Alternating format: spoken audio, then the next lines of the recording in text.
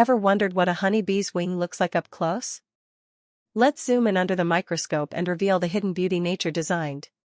What does a honeybee's wing really look like under a microscope? Let's zoom in and explore this tiny masterpiece of nature. At first glance, bee wings look thin and delicate. But under the microscope, you'll see a network of strong veins running across the wing.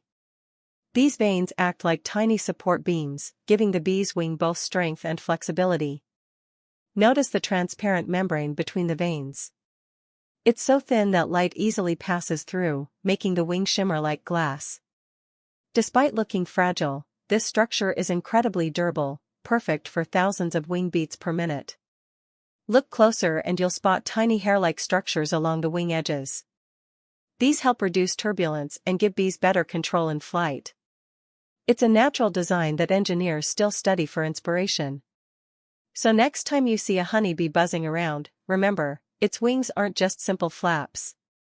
They're finely tuned, microscopic works of engineering. Built by nature for speed, strength, and survival. If you enjoyed this microscopic journey, don't forget to like, share, and subscribe for more amazing close-up discoveries.